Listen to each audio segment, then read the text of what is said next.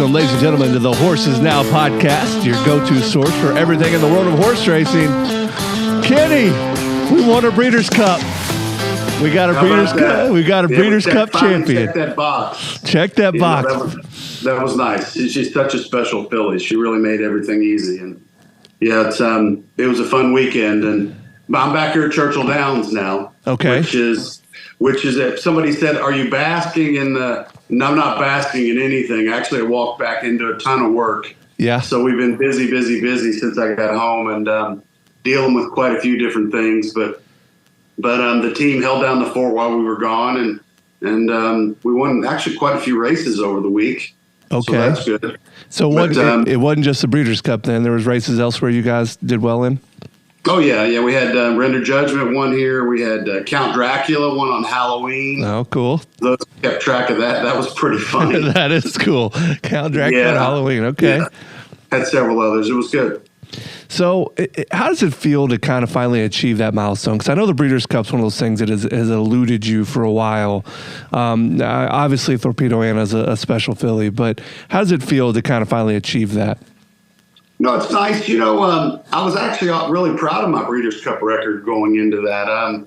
We had typically come to those races with horses that were modestly priced, and it wasn't like we were, we've had a huge budget over the years, but we always ran well. I think I had 7 seconds and 10 thirds and then a list of fourths as well. So I had knocked on the door in those races, and most of the time when I ran out there, I came home pretty well satisfied with how my horses ran. So it's humbling business. I mean, for those that remember the late great Bobby Frankel, it took him over 40 starters before he finally won a Breeders' Cup race. So that's deep water, and you better you not only have to be good, you got to be lucky.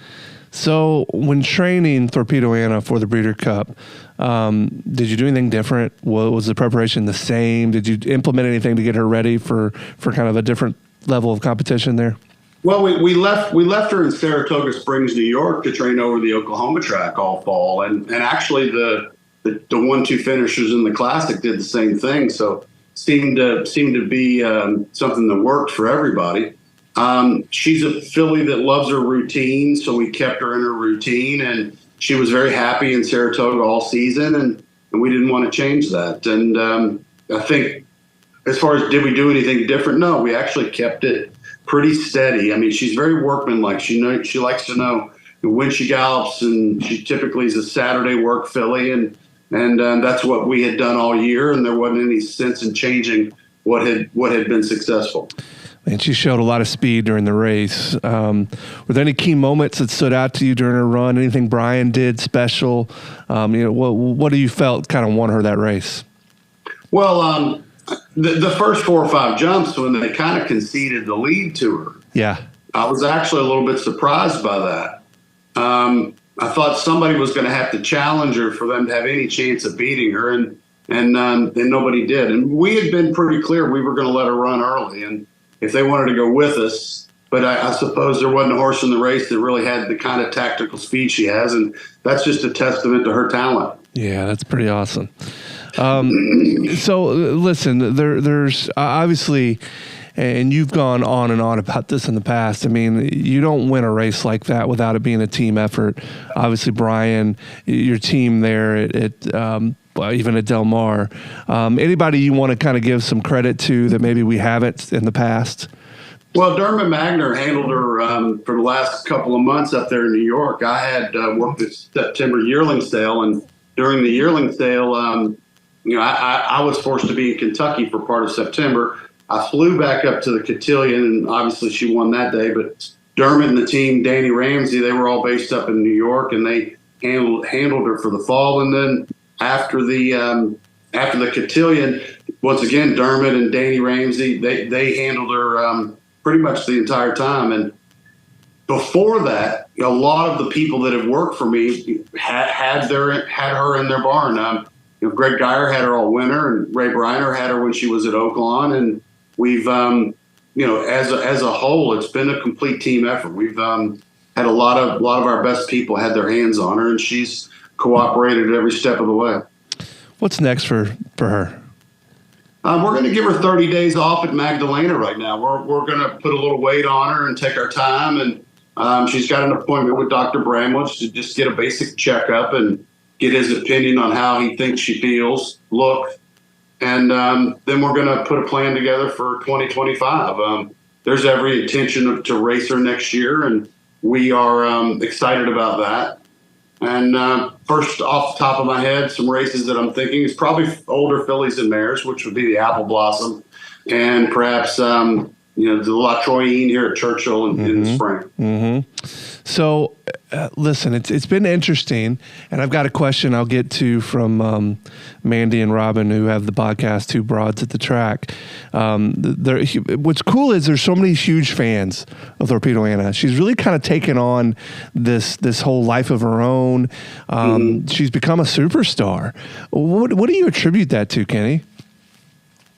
Well, I mean, when she won the Oaks in strong fashion, I think that really woke everybody up to how good she is. And then for her to run the table against the fillies for the season, another one. But she just dominated her division. And maybe that grizzly bear quote I threw in there gave her a little bit of, and that wasn't on purpose. I just kind of popped that off just thinking about, how good she is. And people gravitated to it. There's been a lot of gear sold and hats. Oh, that's funny.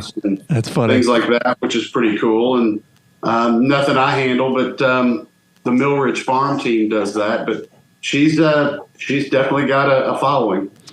Kenny, is there any difference training a filly? Obviously that this is it's a girl horse. Is there any difference there training fillies as opposed to the colts? I think there is. I think you really need to keep a close eye on the feed tub when you're training fillies. I think they tend to be, in some cases, a little bit more sensitive to the work.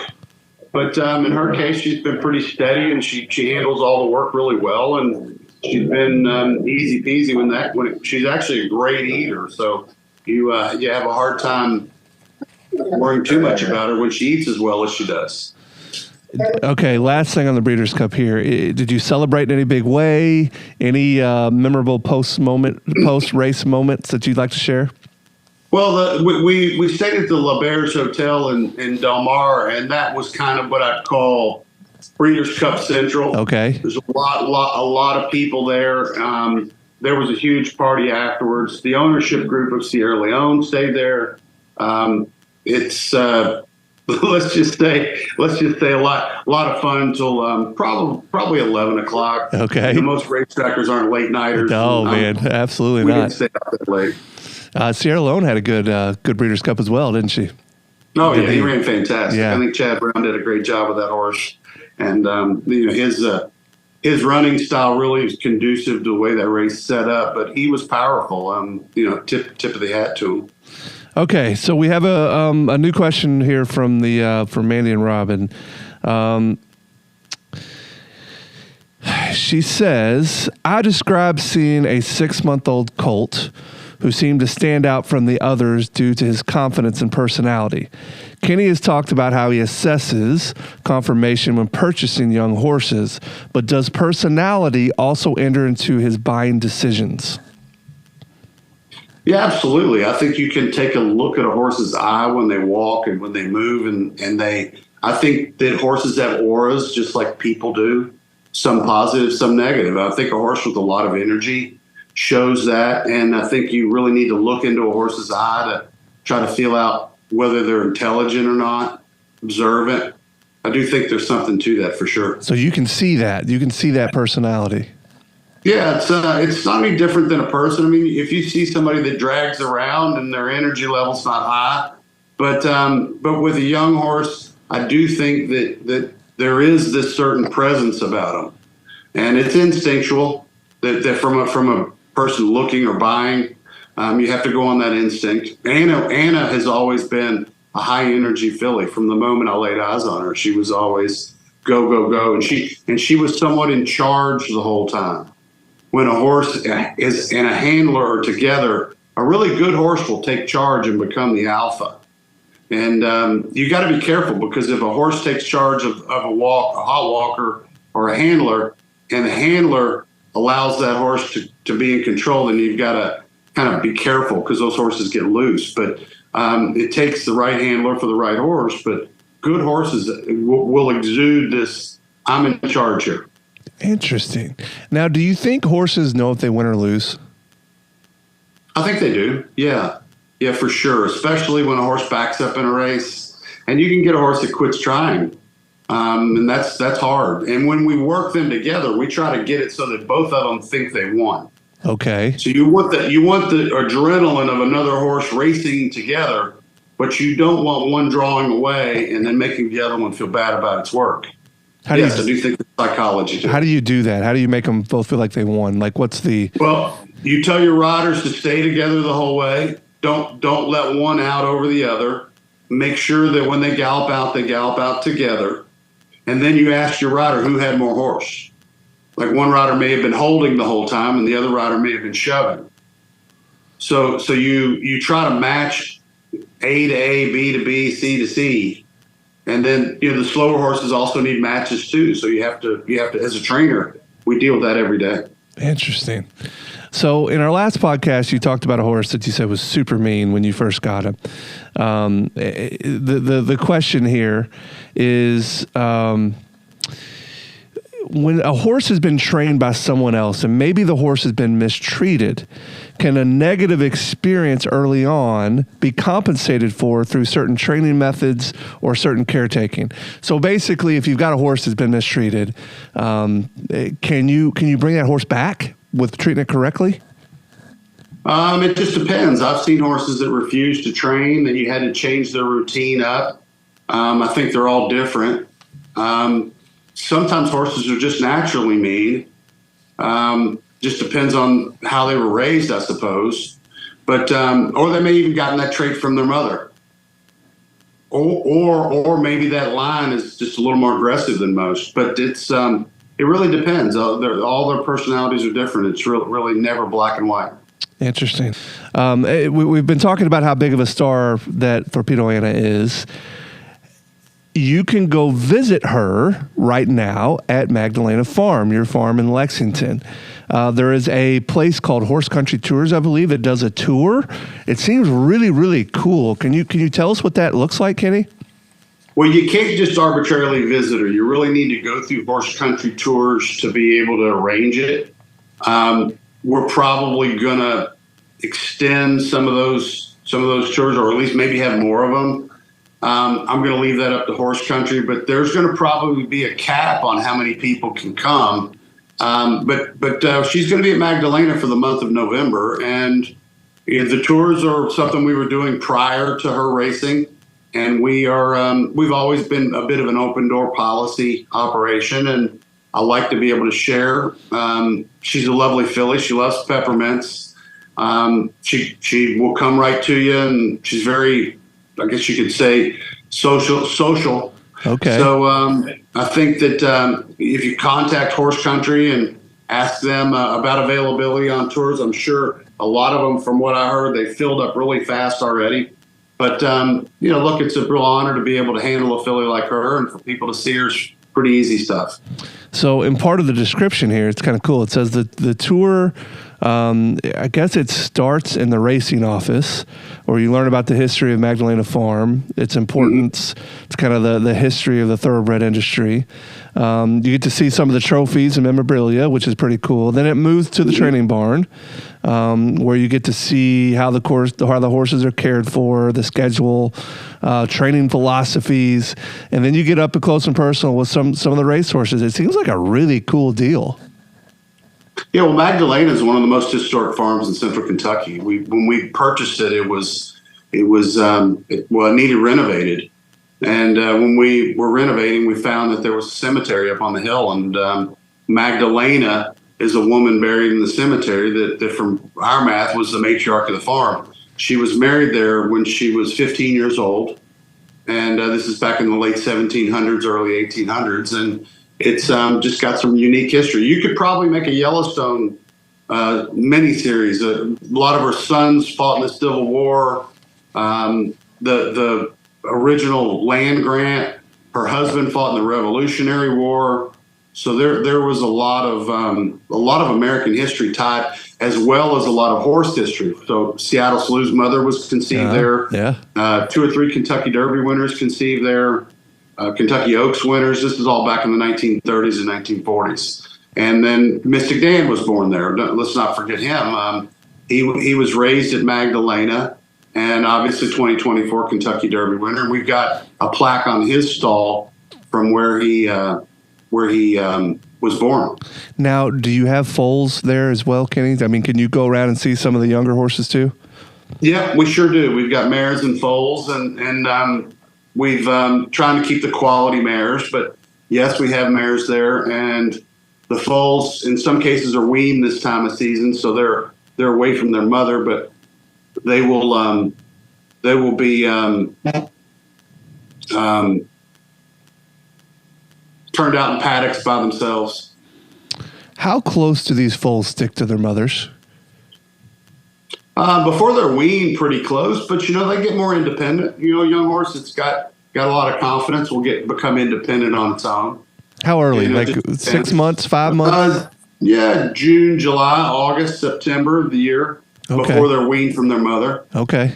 A little drama when they're weaned from their mother. Everybody cries for a day or two, and then they put them at the colts and the fillies and the fillies in separate paddocks. Yeah, it's interesting. I mean, there's got to be an art to that, I would assume. I mean, and that's something I guess you guys do every day at Magdalena? Alan Shell handles all that. He's one of the guys I depend on. He's handling the broodmare sales right now. Okay. We've sold a couple. We bought a couple back. So we've had some trade this week. And that's, this time of year, the November broodmare sale, or Keeneland November breeding stock sale, top sale. And it'll be running today as well. So, Kenny, as you look back on your career, obviously securing your first Breeders' Cup win's a big deal. It must feel like a culmination of years of dedication. Looking back, are there any past experiences that feel that you've kind of prepared you for this moment? I think the sport's full of game of failure. I mean, you're going to lose races to learn, and you learn from each loss, and then you try to figure out what it takes to win the next one. And yeah, there's no question that over the course of my career, there's been a lot of back and forth. And certainly, like when I buy a yearling, I'll learn a lesson from each one of them. What worked, what didn't work, what sire lines work, what horses, certain conformations, whether they show speed or not speed. And so I think there's definitely a path to it all. And you don't just jump right into this and go there. It takes a long list of, long time and a lot of adversity to get it done. And I guess the goals are still the same, right? I mean, I know you have your sights set on winning the English Derby, which is super cool. That's still front and center. Well, I don't know if the right horse in the right situation comes together. It's a race I'd love to run in, but you've got to let it all come together on its own. You can't force it to that direction. But when I buy horses, I'm going to probably look at what can I find that'll do that. And then it's a matter of the day to day. Like even today, we've got a lot of work to do. There's a lot of details to hit. It's every team I've got to contact, and whether the young horses are breaking. So there's it's a long path. It's not something that just comes together, and the work behind it is immense. Now, I know this might be a difficult question to answer, but what does your morning at Churchill look like today? I've always kind of envisioned a trainer getting up and then, watching the horses run around the track or whatever. But what is exactly your day consists of? Well, our set lists are very consistent. We send 4 horses out each set. We typically send 4 sets before the first break. Now, it was really sloppy here this morning. Yeah, a lot of rain. Mm-hmm. And then we breezed a couple at the break. And at the fifth set, we worked It Will Be Fun and Sweet Marie.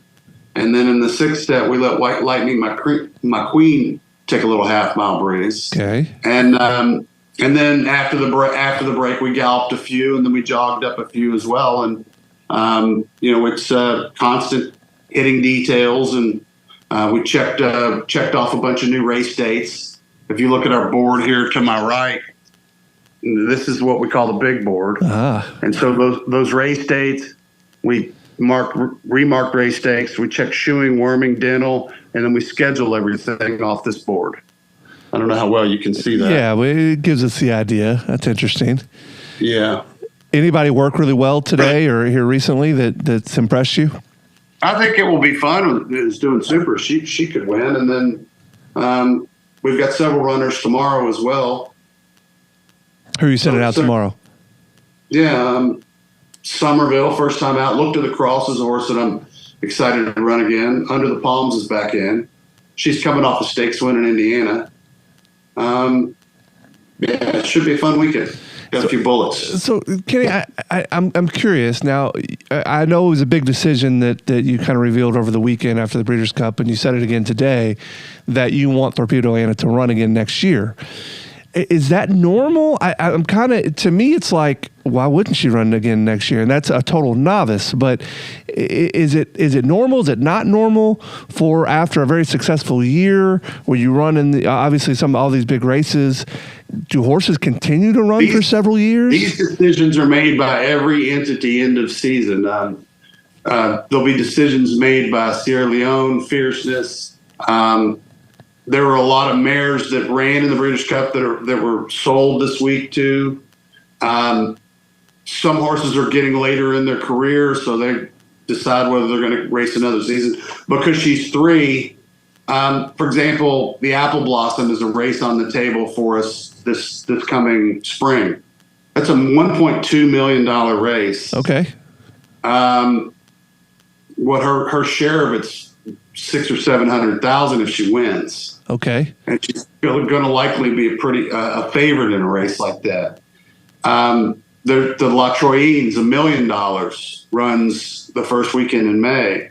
Another, highly motivated. I mean, if you breed her and you get a foal, you're gonna. The business of it is you're gonna sell that foal at auction. Well, that foal wouldn't be prepared to go to auction for a couple, 3 years. Okay. So by the time she conceives and carries, foals, and then that horse is ready to go to auction, and then you don't know what you're going to get in between there, whether the horse is a good-looking horse or otherwise. So that's a whole nother business model. So for us to race is pretty much a no-brainer. I mean, I'd love to think that she could run Apple Blossom, La Troyenne, maybe win a couple more grade ones during the summer, and then hit the Breeders' Cup again next fall. And then that would be her last year, or could she potentially keep running? You could potentially keep running her. Depends. I mean, if she were that dominant, might be fun. If her form tailed off and there were some others that were good horses that were competitive against her, then we might say, well, maybe we ought to go ahead and retire instead of racing her and her getting beaten by a new generation. What's the longest you've run a horse? Oh goodness, Rattle and Roll's getting ready to turn 7. Oh, okay. And I've had some other horses that I trained that were 8, 9 years old, but those were earlier in my career. But it just depends on the horse and the situation. Now, Rattle and Roll, he didn't get into the race? I know you had him there. No, he ended up on the also eligible, and no one scratched, so he was unable to run. So is that a situation where you shipped him in just for the hope, and so kind of all that logistics is kind of out the window now, or what's that look like? Yeah. Fortunately, Breeders' Cup pays the travel on a situation like that, and unfortunately, we just didn't draw him. Oh, that stinks. So what's next for him? Probably the Clark Handicap here end of November at Churchill. Now, Kenny, do you pick all this, or do you have a team of people? Do the owners have say? Like, who decides what happens for these horses? I do. So it's all you. So it's your decision. I mean, I might consult with the ownership and say we're thinking about here or there, but mostly they lean on me to decide. Like we won a stake in New York with Generous Tipper on Sunday. Nice little win for Scott Leeds, and then Scott and I discussed what's next. Well, the next best or the best 3-year-old race in the nation is Azia Park in Hobbs, New Mexico. Okay. So we're already working on logistics to get that horse there. Okay. So he just arrived back in from New York today, and then he'll probably truck to Arkansas in a couple of days, and then from there we'll get him on to Zia. So, Kenny, to me, it feels like the Derby, the Oaks have been around forever, right? Mm-hmm. Are there new races that pop up that are intriguing that you feel like, okay, this is going to be worth it for us to send a particular horse to? How does are these races been around forever? Are they all established? Are there new things happening? Like, talk to me about the industry there. Well, graded stakes races are adjusted according to tracks, and like the Derby and the Oaks is a race that's going to be the first Friday and Saturday in May forever. But there are other races that get their dates adjusted and their distances adjusted and their grading. And it just really depends on the racing circuit.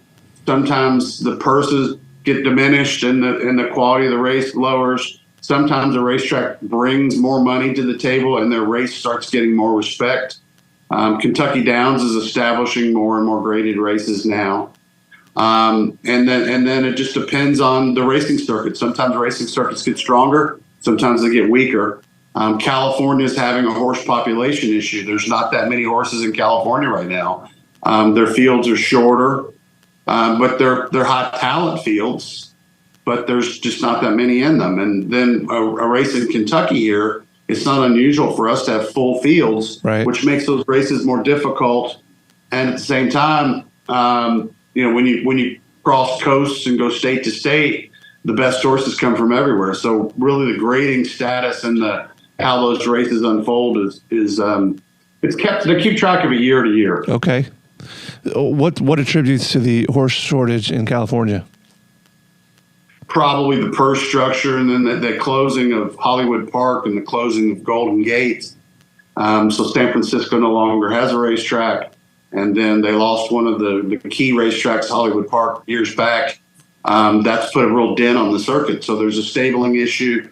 The purse structure is modest. And right now they're kind of in between Los Alamitos, Santa Anita, and Del Mar. Right. And very good racing circuit for that area right now. I mean, I think they're restructuring it to some extent, but I think they need more numbers. And even the breeding industry in California, I think, has weakened over the years, but they've had some great horses come out of California that were bred there. So it all kind of shifts and adjusts over time.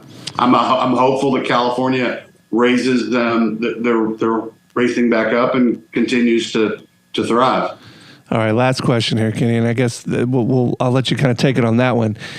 Where do you see the industry going? So, I mean, obviously, Hollywood Park was a famous track. I mean, do you see more tracks closing? Do you see the sport growing? Where are we going right now with the horse industry? Well, when I started training, there were 53,000 foals a year, and then now we're down to about 17,000. I mean, I'm hopeful. I mean, if you go by the sales, the yearling sales and the broodmare sales, then the market's strong. But the numbers of foals in general have been declining, which makes it hard for more racetracks to survive. So, those decisions on whether a track stays open or closes are business decisions made by entities that own them. But for me, the real core of the issue is getting the industry healthy and being able to grow those foal numbers as opposed to watching them shrink. How would we do that? How does that happen? That's a tough one.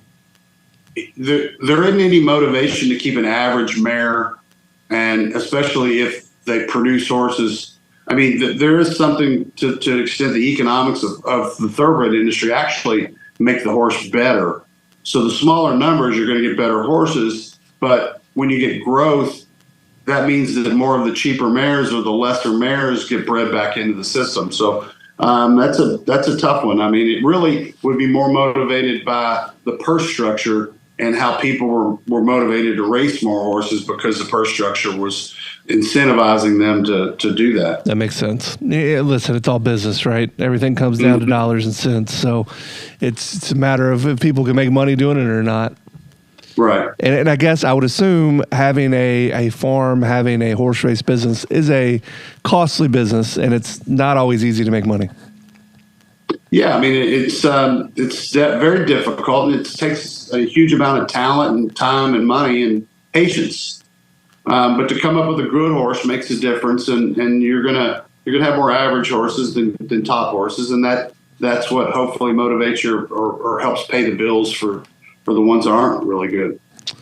Anything we need to touch on before we get out of this episode? I don't think so. I hope everybody's doing great. We're kind of recovering from the travels of Breeders' Cup and a lot of the sales and everything, and it's nice to be home in Louisville. Amen. I'll see you all at the races. See you at the races. Well, that's a wrap for this episode of Horses Now. Thanks for tuning in and riding along with us. If you enjoyed the conversation, be sure to subscribe to the podcast so you never miss an episode. We've got plenty more insight, stories, and tips coming your way. So hit that subscribe button and stay in the loop. Until next time, we'll see you at the races.